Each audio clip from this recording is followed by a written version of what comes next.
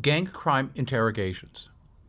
Gang-related homicides and assaults are frequently motivated by revenge for acts committed by rival gang members against the suspect's group. Through effective theme development, the interrogator uses sound reasoning to overtly discuss the suspect's own underlying motives as a means of psychologically rationalizing the misconduct and thereby inducing voluntary disclosure of the truth. Vindication of the harm done to a brother is the cornerstone for theme development use in retaliatory gang crimes. Consider this scenario. A known gang member is a suspect in a rival's murder. The interrogator should at the outset exhaust all fact-based direct questioning, in other words, the interview process. If the denials persist or if the suspect adopts a defiant attitude, then the interrogator may use a third-person theme to describe a similar situation in which revenge was the decisive factor. In brief, the interrogator proceeds as follows. Sean, an important thing to consider is the set of circumstances that caused this thing to happen. I know this from my own personal experiences. You see, you and I are not that much different. When I was growing up, my neighborhood was pretty bad, but not as bad as the neighborhood on the other side of 37th Street. There were guys over there who hung out together just looking for trouble, fights, and even worse. I warned my little brother Mike never to go through that neighborhood, but to take the long way around. He always did, except for one day he was late, he was in a hurry, and thought he could get away with taking the shortcut. My brother got caught by that gang of guys who bloodied him up and put him in the hospital. Sean, me and my older brother Zach were the first ones to see my brother when he came stumbling home. And when Zach saw my brother, the way he was, how hurt he was, how humiliated he was, man, he just lost it. He just couldn't allow those guys to get away with doing that to our brother. He had to vindicate our brother Mike and the rest of our family for our honor and to make sure those guys didn't see me or my brothers as easy marks in the future. It's just basic street cred, Sean. You know that, just as we knew it back then. So Zach went back into that neighborhood and he found the three guys who did this to our brother Mike. The second guy ran away after he saw Zach drop the first guy. Then Zach really worked over the third guy, the leader. I think he damn near killed him. Fractured his orbital, nose, teeth, arm, and gave him a concussion. When it was all over, Zach had to answer for what he did.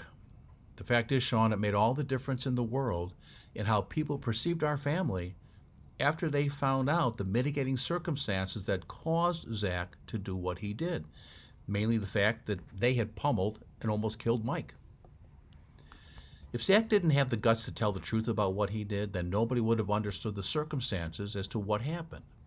But it was just a matter of getting revenge for what that gang had done to our little brother. Otherwise, people were saying that we didn't care, that Zach was just looking to take out someone in a rival neighborhood.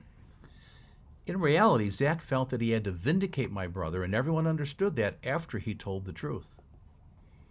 The same thing applies to you now, Sean. Just like with my family, the truth has to be told in order for the mitigating circumstances about your situation to be understood.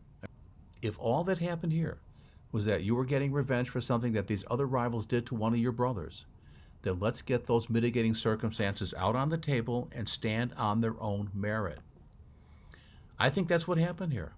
But you got to have the guts to tell the truth, just like my brother, or others will think you don't care and you're out there looking to hurt people for no good reason at all. Now it's coming down to this, Sean. Are you the type of person who doesn't care about other people's lives, or did this thing happen to vindicate what they did to one of your own? It was just like my situation, wasn't it, Sean? You were just looking out for your blood brothers who rely upon you to protect them, weren't you? Certainly there are other factors to be considered in gang crime interrogation, such as the prospect of collateral loss of innocent lives that are not the intended targets of revenge. For example, if a 7-year-old child is on the street after midnight and is hit by errant gunfire that had been directed toward a rival gang member, then the interrogation of the suspected shooter should include an argument that blames the parents for allowing their child to be out so late at night, particularly in a neighborhood where there's gang tensions and the risk of violence are well known to everybody.